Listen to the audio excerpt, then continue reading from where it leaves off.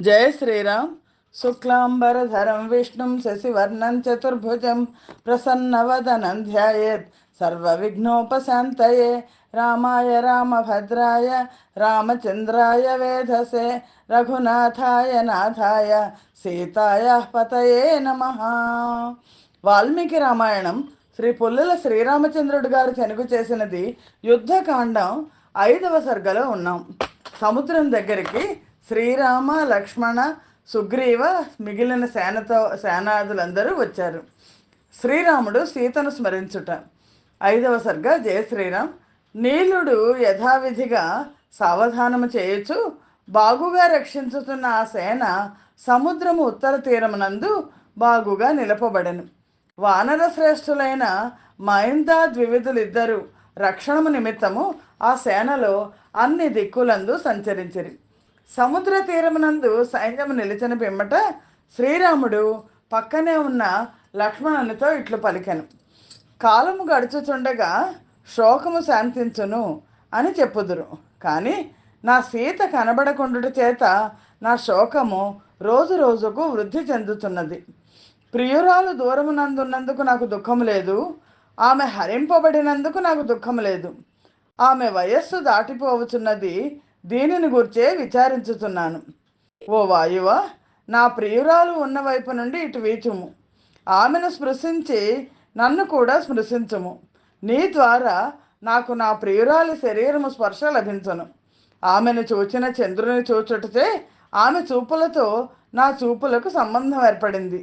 హరించబడుతున్న సమయమునందు నా ప్రియురాలు హా నాథ అని విలపించి ఉండును. అది నా మనస్సులో ఉండి త్రాగిన విషము వలె నా అవయవములను కాల్చివేయుచున్నది.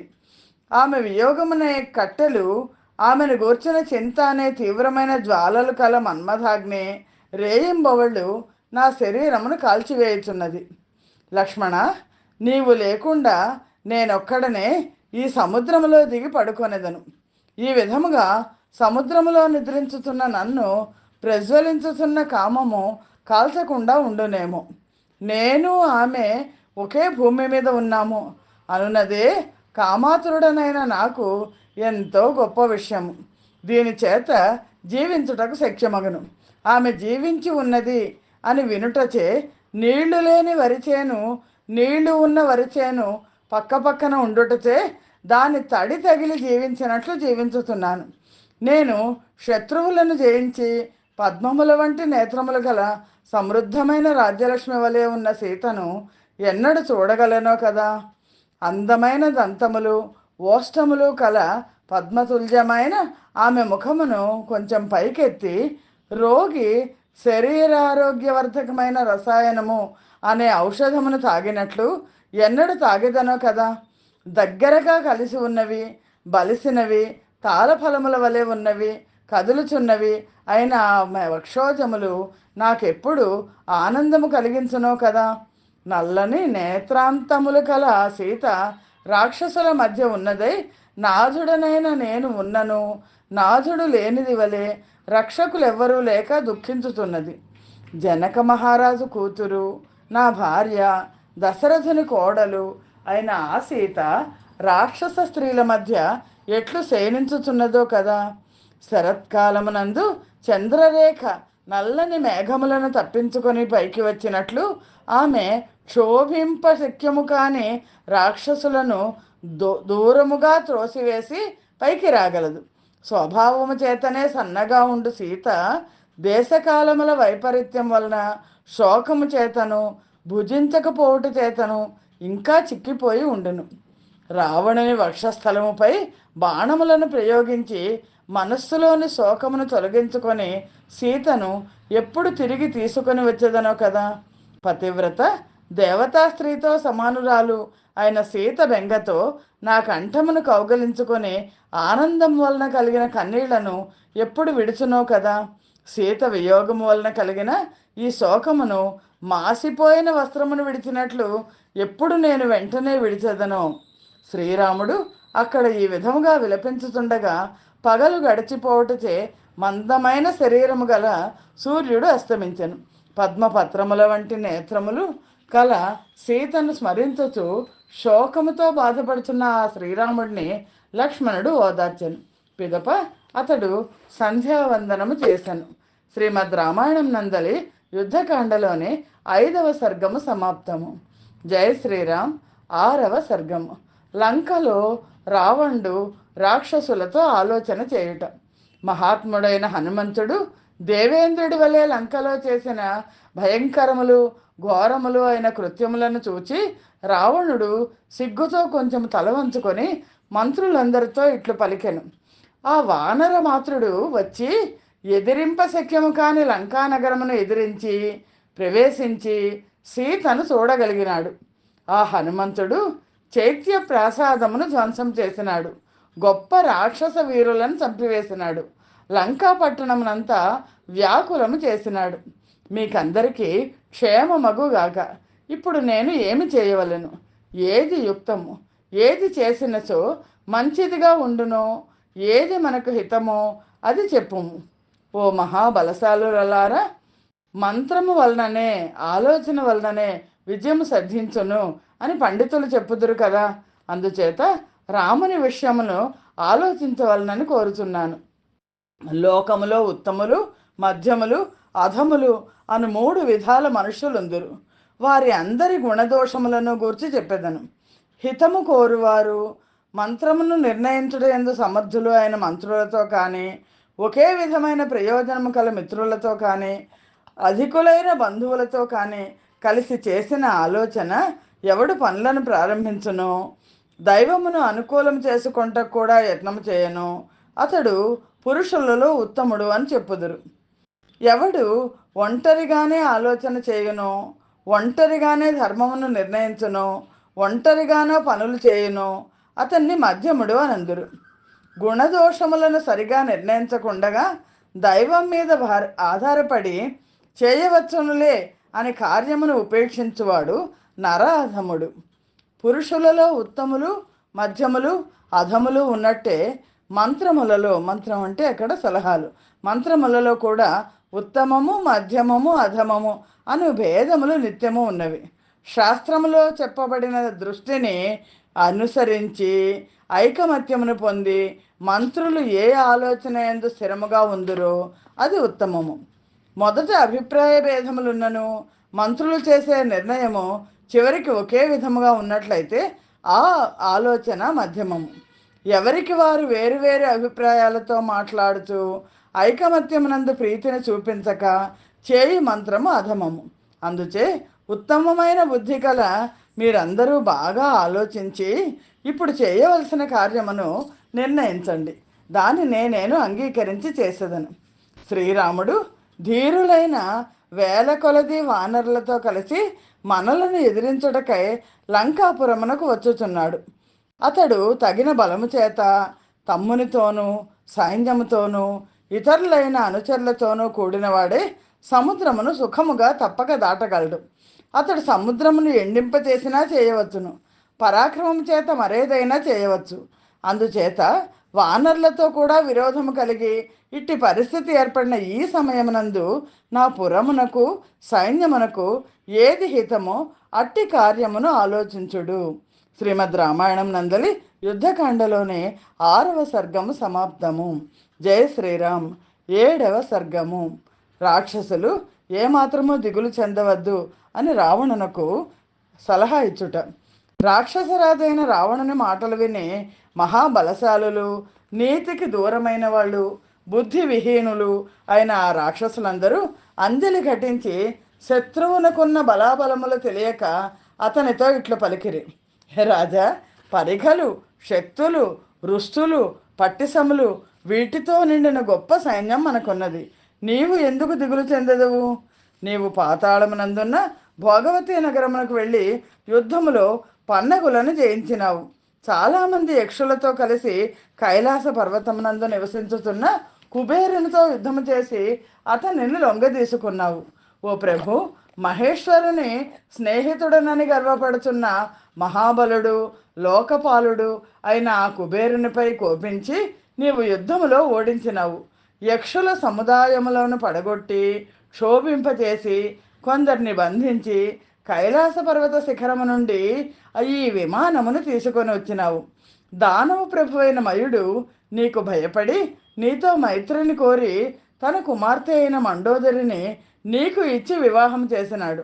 ఓ మహాబాహు, దానవుల ప్రభువు, పరాక్రమం చేత గర్వించినవాడు, ఎదిరింప శక్యము కానివాడు, నీ సోదరి అయిన కుంభీనసి భర్త అయిన మధువును యుద్ధం చేసి ఓడించితివి. రసాతలమునకు వెళ్ళి నాగులను జయించితివి. వాసుకిని, తక్షకుని, శంఖుని, జటిని వశము చేసుకొంటివి. ఓ ప్రభు, నీవు సంవత్సర కాలము యుద్ధము చేసి స్వబలము చేత శూరులైన కాలకేయులను, దానవులను జయించితివి. ఆ దానవులు బ్రహ్మ వలన వరములు పొంది చూర్ణము చేసినను మరలా పుట్ట శక్తి కలవారొకటిచే క్షయము లేనివారు, మహాబలవంతులు. అట్టి వారిని కూడా యుద్ధంలో స్వబలము చేత లొంగ తీసుకొని వాళ్ళ నుండి మాయలను నేర్చుకుంటివి. ఓ మహాభాగ్యవంతుడా, 4 విధములైన సైన్యములు కల శూరులు, బలవంతులు అయిన వరుణుని పుత్రులను నీవు రణములో జయించితివి. యమలోకమనే మహాసముద్రమును, యముని సైన్యమును, సాగరమును జయించి గొప్ప విజయం సాధించి యముని పారిపోవునట్లు చేసినావు. ఆ సముద్రము యమదండమును పెద్ద మొసళ్లతోనూ, శాల్మలి వృక్షాకారములో ఉన్న ముళ్లతోనూ నిండిన ఆయుధములతో, కాలపాశమును పెద్ద తరంగములతోనూ, యమభటులను సర్పములతోనూ భయంకరమై అక్కడనే మహాజ్వరదేవత ఉండుటచే ఎదిరింప శక్యము కానిదే ఉండెను. అక్కడ నీవు చేసిన గొప్ప యుద్ధమును చూచి జనులందరూ చాలా సంతోషించిరి. ఈ భూమి మీద అంతటా వృక్షములు వ్యాపించి ఉన్నట్లు వీరులు, ఇంద్రునితో సమానమైన పరాక్రమం కలవారు ఆయన అనేక క్షత్రియులు వ్యాపించి ఉండేవారు. రాజా, యుద్ధములో వారు చూపిన వీర్యము, గుణములు, ఉత్సాహము వాటిని పట్టి చూడగా వారికి రాముడు సాటిరాడు. యుద్ధములో జయింప శక్యము కాని అట్టి క్షత్రియులను కూడా నీవు ఎదిరించి చంపివేసినావు. మహారాజా, రావణునితో మంత్రులు అంటున్నారు, మహారాజా, నీకు శ్రమ ఎందుకు? నీవు ఉండుము. ఈ వానరులందరినీ ఈ ఇంద్రజిత్తు ఒక్కడే నశింపచేయగలడు. అతడు మహేశ్వరుడు దేవతగా గల చాలా శ్రేష్టమైన యజ్ఞము చేసి లోకములో ఇతరులకెవ్వరికీ లభించని వరమును పొందినాడు.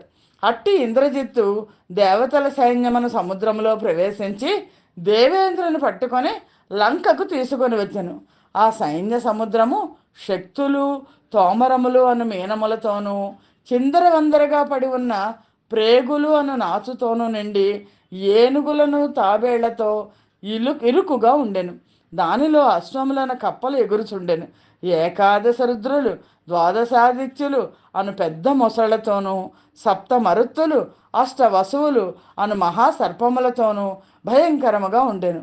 కాలిబంటులనే ఇసుక తిన్నెలు గల ఆ సముద్రము రథములు, అశ్వములు, గజములు అను జలముతో నిండి ఉండెను. రాజా, సకల దేవతల చేతను నమస్కరించబడిన వృత్ర శంబరాసుర సంహారకుడైన ఆ దేవేంద్రుని బ్రహ్మదేవుని ఆజ్ఞచే నీ కుమారుడు విడువగా అతడు స్వర్గలోకమునకు వెళ్ళినాడు. నీ కుమారుడైన ఆ ఇంద్రజిత్తును పంపిన చాలు అతడే రామునితో సహా ఆ వానర సేనను నశింపచేయగలడు. రాజా, నీకు రాకూడని ఈ ఆపద సామాన్య మానవుని నుండి వచ్చింది. దీనిని నీవు మనస్సులో పెట్టుకొనకము. నీవు రాముణ్ణి చంపివేయగలవు. శ్రీమద్ రామాయణం నందలి యుద్ధకాండలోని 7వ సర్గము సమాప్తము. జై శ్రీరామ్. గృహస్థాదులు 8వ సర్గ రామాదులను చంపివేసదమా అని చెప్పి రావణునికి ధైర్యం చెప్పడం కనిపిస్తుంది ఇందులో. పిమ్మట నల్లని మేఘముతో సమానుడు, సూర్యుడు, సేనాపతి అయిన ప్రహస్తుడు అనే రాక్షసుడు చేతులు జోడించి, రాక్షసరాజా, నీవు యుద్ధములో దేవతలను, దానవులను, గంధర్వులను, పిశాచములను, పక్షులను, సర్పములను అందరినీ ఎదిరించగలవు. 2 మానవుల మాట చెప్పవలెనా?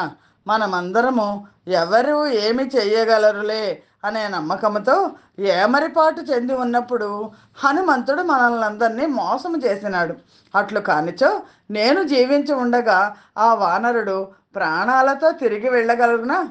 సముద్ర పర్యంతమైన ఈ భూమి యందు పర్వతముల మీద, అడవులలోనూ ఒక్క వానరుడు కూడా లేకుండా చేసేదను. నీవు ఆజ్ఞాపించము. రాక్షసరాజా, సుగ్రీవాదుల నుండి ఆపద కలగకుండా నేను రక్షణమునకు ఏర్పాట్లు చేసేదను. నీవు చేసిన సీతాపహరణ రూపమైన అపరాధం వలన నీకేమీ దుఃఖం రాకుండా చేసేదను అని పలికెను.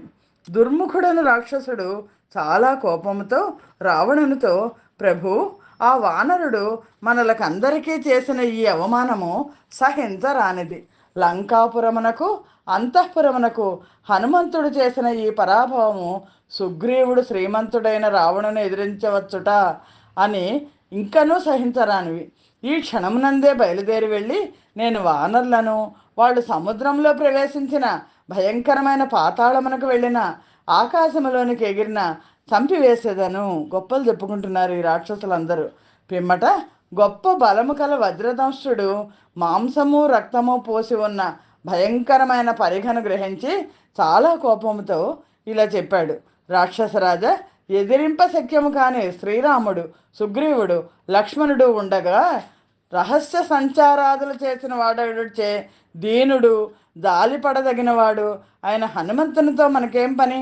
ఇప్పుడు నేనొక్కడనే వెళ్ళి పరిగతో శ్రీరామ లక్ష్మణ సుగ్రీవులను వధించి వానర సేనను శోభింపచేసి వచ్చేదను.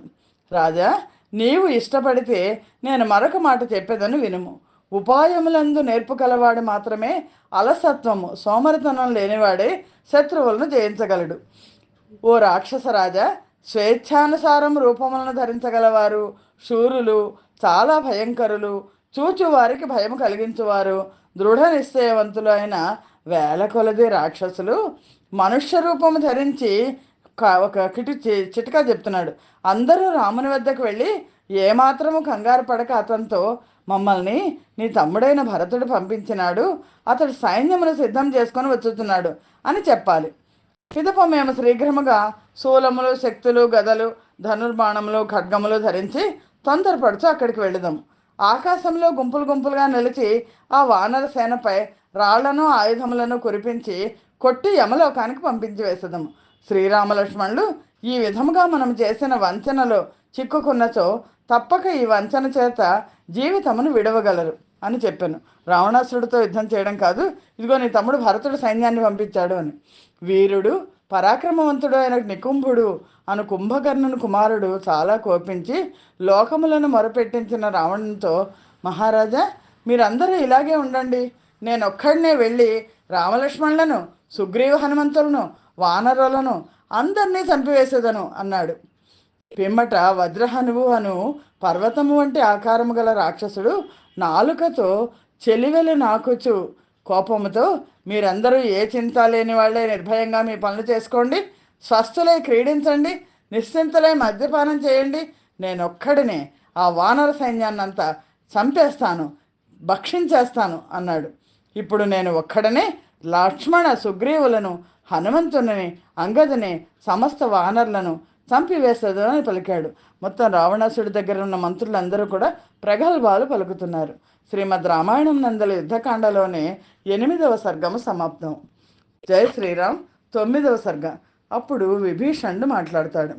అటు పిమ్మట తేజస్సుతో మండుతున్నాడా అన్నట్లున్న నికుంభుడు, రభసుడు, మహాబలవంతుడైన సూర్యశత్రువు, సుప్తఘ్నుడు, యజ్ఞకోపుడు, మహాపార్శ్వ మహోదరులు, ఎదిరింప శక్యం కాని దుర్ధర్షుడు, రశ్మికేతువు, రావణ కుమారుడైన బలవంతుడైన ఇంద్రజిత్తు, ప్రహస్తుడు, విరూపాక్షుడు, గొప్ప బలం గల వజ్రదంష్టుడు, ధూమ్రాక్షుడు, నికుంభుడు, దుర్ముఖుడు అను రాక్షసులందరూ పరిఘలు, పట్టిసములు, శూలములు, ప్రాసములు, శక్తులు, గండ్రగొడ్డళ్ళు, మంచి బాణములు గల ధనస్సులు, లోతైన నీటి రంగు వంటి రంగు గల ఖడ్గములు ధరించి లేచి రావణంతో, రామ లక్ష్మణ సుగ్రీవులను లంకను పాడు చేసిన దీనుడైన హనుమంతుణ్ణి ఇప్పుడే చంపేస్తాము అని పలికిరి.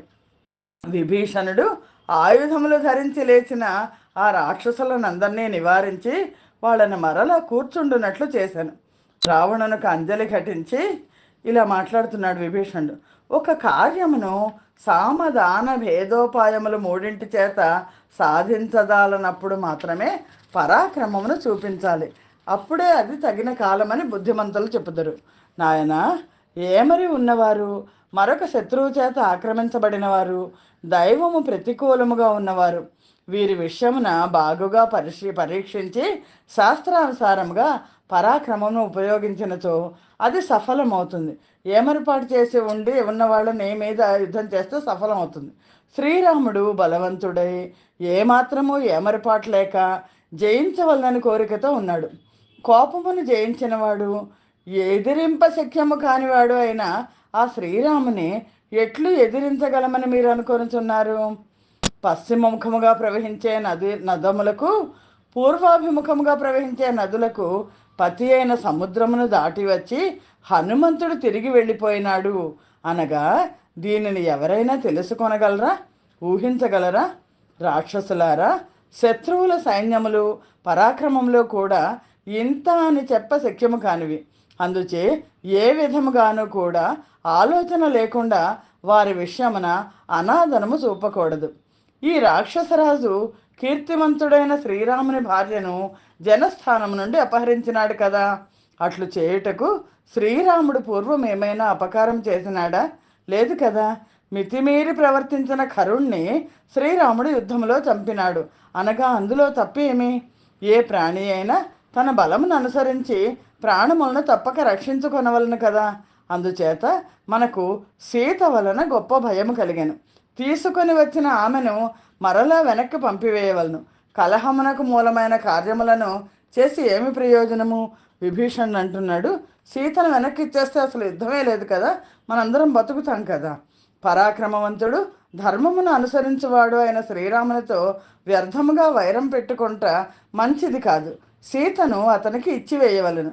గజములతోనూ అశ్వములతోనూ అనేక రత్నములతోనూ నిండి ఉన్న ఈ లంకా పట్టణమును శ్రీరాముడు బాణముల చేత చీల్చివేయకముందే సీతను అతనికి అర్పించటం మంచిది.